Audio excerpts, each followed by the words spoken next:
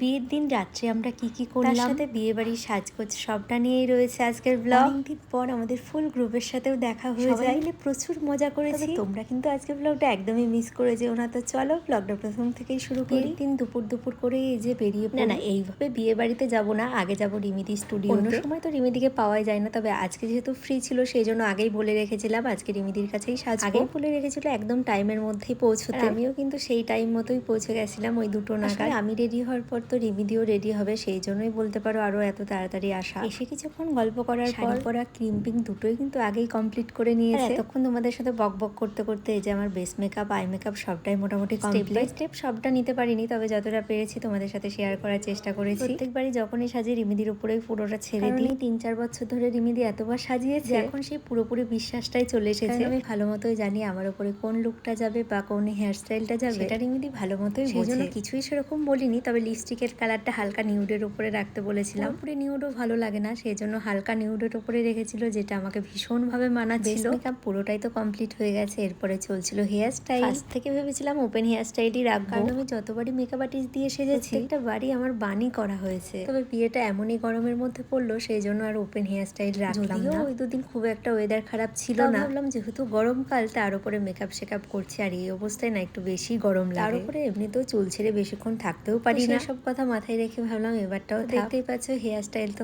এবারে করছিলাম হচ্ছে জুয়েলারি। গলার হাট থেকে শুরু করে কানেরটা পর্যন্ত কিন্তু মায়েরই পরেছিলাম। আমারটা তো সবসময় পরা হয় আর একঘেয়েমিও হয়ে গেছিল, সেই জন্যই ভাবলাম একটু অন্য কিছু পরি। তোমরা যে মায়ের চোকারটা এত পছন্দ করো, তো যখনই পরি তখনই কমেন্ট বক্স একদম ভরে যায় যে এটার একটা ছবি তুলে দাও। আগেও তোমাদেরকে বলেছি, এখনো আরেকবার বলে দিই, বিশেষ করে আমার বা মায়ের গোল্ড জুয়েলারির কোনোদিনই আলাদা করে ছবি তুলে রাখা হয় না, সবটাই লকারে থাকে আর অকেশন ছাড়া নিয়ে আসাও হয় না। অকেশনের ওই 2-3 দিনের মধ্যে আলাদা করে যে ছবি তুলে রাখবো সেটাও আর কি মনেও থাকে না। অকেশনের পরের দিনই মোটামুটি লকারেই রেখে আসা হয়। তোমাদের কমেন্টগুলো আসে অনেকটাই লেট, সেই জন্যই আর কি কোনো জুয়েলারিরই আলাদা করে তোমাদের সাথে কোনো ফটো শেয়ার করতে পারি না। এবারে কিন্তু ক্লোজ কয়েকটা জুয়েলারির ভিডিও করে রেখেছি, ফার্স্টেই সাজার সময় তোমরা হয়তো দেখেছো, সেখান থেকে স্ক্রিনশট দিয়ে তোমরা অবশ্যই বানাতে পারো। আশা করছি কোয়ালিটি খুব একটাও খারাপ হবে না। অনেক বক করে ফেলেছে। এই যে এখন কিন্তু আমরা চলে এসেছি ভেন্যুতে। আমার ভাইয়েরই কিন্তু আজকে ইনভাইট ছিল, তো সেই জন্য আমি রেডি হতেই কিন্তু ভাইকেও ফোন করে দিয়েছিলাম আসার জন্য। রিমিদি রেডি হওয়া মাত্র এই যে আমরা সবাই মিলে এখন চলে এসেছি ভেন্যুতে। আর এসেই দেখতে পাচ্ছ আমাদের চাঁদের হাট বসে গেছে। এখন তো আগের মতো সবার সাথে দেখা হয় না বললেই চলে, এতদিন পর সবার সাথে দেখা হয়ে সত্যি ভীষণ ভালো লাগছিল, আর সবাই মিলে প্রচুর মজা করেছি। তো আমার ভাইয়ের সাথে সাথে রিমিদিও ক্যামেরাম্যান হয়ে গেছে। এসে কিন্তু আজকে নতুন কিছু সদস্যর সাথেও দেখা হয়ে গেছে। এই পুচকুটা ছিল শিল্পীদের কন্যা, কিন্তু পুচকুগুলোকে ফোনেই দেখতাম, আজকে কিন্তু সবার সাথে সামনাসামনিও দেখা হয়ে গেল। তারপর এখানে সবাই মকটেল ট্রাই করছিল, তবে আমি কিছুই ট্রাই করিনি, এগুলোতে সোডা থাকে আর এমনিতেও খাওয়া উচিত না, আর বাইরেকার জিনিস খুব একটা খায়ও না এখন। তারপরে এই যে সায়নদার সাথেও দেখা করতে চলে এসেছিলাম, সরি এখন তো আর সায়নদা না, এখন হয়ে গেছে আমাদের জামাইবাবু। যেহেতু অনেকটাই তাড়াতাড়ি ছিল সেই জন্য কিন্তু বরযাত্রীও পৌঁছে গেছিল। আমরা যেহেতু কনে পক্ষ বর পক্ষ দুই পক্ষ থেকেই পরিচিত, সেই জন্য ভালোই হলো, সবার সাথেই মোটামুটি দেখা হয়ে গেল। তারপরে এই যে আমরা এখন সবাই মিলে চলে এসেছি খেতে, যেহেতু তাড়াতাড়ি বাড়িও ফিরতে হবে, তারপরে খিদেও পেয়েছিল, যেহেতু স্টার্টারে কিছুই খাইনি। ফার্স্টে দিয়ে দিয়েছে ডেভিড, তার সাথে ছিল স্যালাড, তারপরে ছিল ফ্রাইড রাইস, চানা মিটে। পরপর সব ভিডিও করা হয়নি যেহেতু ভাইও খাচ্ছিল, আর সময় বেশি ডিস্টার্ব করতেও কেমন লাগে। আজকে সমস্ত ভিডিও কিন্তু আমার ভাই করে দিয়েছে। ভিডিও করতে করতে আমি তো ওকে দেখাতেই ভুলে গেছি, তবে এই যে এক জায়গায় দেখছি আছে ও ভিডিওতে। রান্নাগুলো প্রত্যেকটাই কিন্তু দুর্দান্ত হয়েছিল। তারপরে এই যে চলে এসেছে এখন মাটন। একটা জিনিস খুব খারাপ লাগে, ভিডিওগুলো যখন এডিট করি তখন একটা করে মনে পড়ে যে কি খাইনি, খাবারগুলো দেখে যেন খিদেও পেয়ে যায়। এই যে এদিকে আমি আর রিমিদি মাটনের পিসগুলো দেখাচ্ছিলাম। খাওয়া দাওয়া কমপ্লিট করে অনেকগুলোই ভিডিও করেছি, তারপরে আবার চলে এসেছিলাম ভেন্যুতে। বিয়েটা হয়তো দেখে যেতে পারবো, কিন্তু তখনও গিয়ে দেখলাম বিয়ের কিছুই শুরু হয়নি, তখনও ওদের ফটোশুটই চলছিল। এদিকে স্টার্টারে ছিল পান, আর আমার মিষ্টি পানটা না ভীষণ প্রিয়, ভাবলাম একটা পান খাওয়া যেতেই পারে। আর এবারে কিন্তু আমরা চলে যাবো বাড়ি, তোমাদের দাদা ভাই তো আসতে পারেনি, তখন বাজছিল ওই 10:30 মতো। তো ভাইয়ের সাথে যেহেতু যাবো সেই জন্য আর লেট করে যাওয়ার সময় পায়েল দিতে টোটোতেই কিন্তু আমি গেছিলাম। একদিকে ভালো হয়েছে সবাই মিলে গেছি বলে সেরকম কিছুই মনে হয়। রিসেপশনের গল্পটা পরের ব্লগে অবশ্যই বলবো। তো চলো আজকের ব্লগটা কেমন লাগলো অবশ্যই কিন্তু সবাই কমেন্ট করে জানিও। চলো আজকের মতো সকলকে টাটা।